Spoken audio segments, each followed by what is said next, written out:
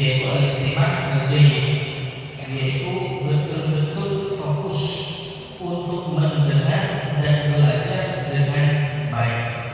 Dan beliau menyebutkan bukan hanya mendengar saja, membaca juga harus dengan bacaan yang baik. Beliau memberikan cara supaya bacaan kita atau istimah kita itu betul-betul baik. Caranya bagaimana? Bacaan yang baik itu bacaan yang dibaca 3 kali. Bacaan pertama itu bacaan sebelum belajar. Untuk apa tujuan bacaan kita sebelum belajar? Untuk mengetahui isinya secara umum.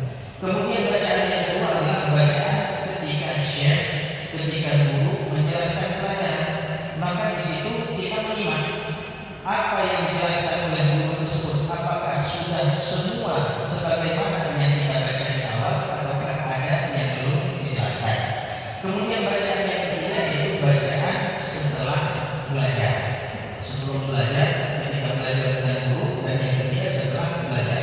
Tujuan baca setelah belajar adalah kita ini yaitu untuk menguatkan, menempelkan betul-betul maklumat ilmu yang sudah kita dapatkan ketika kita belajar.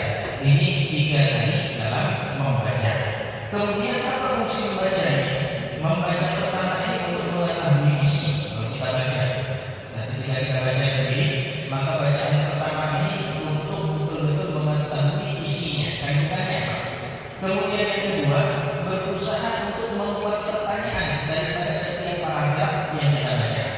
Pada setiap tema yang kita baca kita buat pertanyaan. Oh, membaca tentang Nabi SAW. Oh, paragraf ini menjelaskan tentang lahirnya Rasulullah SAW. Maka buat pertanyaan, kapan Rasulullah dilahirkan? Kemudian membaca ketiga, berusaha untuk menjawab pertanyaan yang kita buat tadi. Ini bacaan yang perlu kita lakukan. Kemudian marhalah atau tahapan kedua dalam memperoleh ilmu yaitu memiliki pemahaman yang bagus. Manilillah bihi khairan yufaqihu fiddin, di dalam hadis Rasulullah SAW. Barang siapa yang Allah inginkan kebaikan bagi seseorang, maka Allah akan pahamkan orang tersebut perkara agamanya. Maka kita juga harus memiliki pemahaman yang baik. Dan tentu kita mengetahui bahwasanya yang memberikan kepahaman kepada seseorang adalah Allah Subhanahu wa Ta'ala. Allah Subhanahu wa Ta'ala yang memberikan pemahaman kita. Tapi bukan berarti kita hanya berpangku tangan saja, tidak. Tapi tetap kita harus ikhtiar, harus berusaha. Bagaimana berusahanya? Beliau menyebutkan yaitu yang pertama adalah ihfadz dars, hafalkan pelajaran tersebut.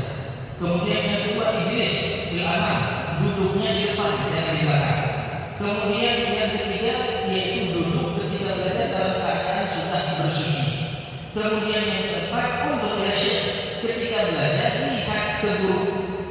Kemudian ini yang terakhir yaitu ketika belajar jangan lupa tulis hamish. Hamish ini apa? Yaitu catatan kaki. Ketika kita ada kitab, kemudian guru menjelaskan, maka ketika kita menyimak penjelasan guru tersebut, tentu ada hal-hal yang tidak tertulis di dalam kitab. Ada ilmu-ilmu baru yang kita dapatkan. Maka tulis ilmu tersebut yang tidak tertulis dalam kitab itu di catatan kakinya atau di catatan sampingnya, ada catatannya. Supaya apa?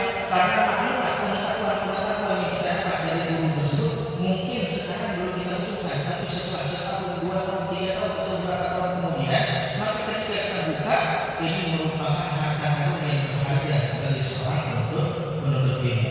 Ini yang kedua tahapannya. Tahapan yang ketiga yaitu al-hifdzul jayyid, yaitu menghafal dengan hafalan yang baik. Beliau menyebutkan man hafidha hujjah ala man lam yahfaz. Barang siapa yang menghafal sesuatu itu merupakan hujjah bagi mereka yang tidak menghafal. Tapi beliau tegaskan menghafal ini setelah punya pemahaman yang betul. Jangan menghafal belum punya pemahaman. Kenapa? Kebanyakan orang-orang yang menghafal sebelumnya tidak punya pemahaman, maka biasanya akan dilupakan. Maka sebelum menghafal, maka berusaha untuk memahami apa yang dihafalkan. Kemudian fase yang keempat, tahapan yang keempat untuk memperoleh ilmu adalah dengan amal. Karena memang tujuan daripada ilmu itu adalah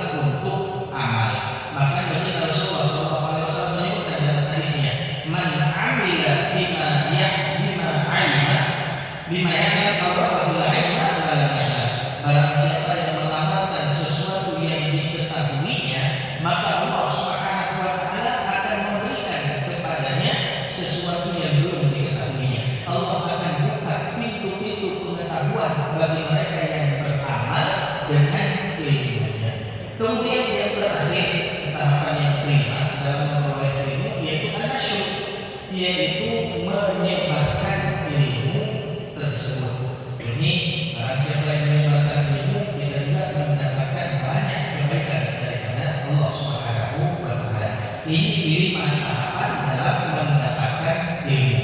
Yang pertama tadi istimah, fokus betul-betul mendengar dan membaca. Yang kedua adalah memiliki pemahaman yang baik. Yang ketiga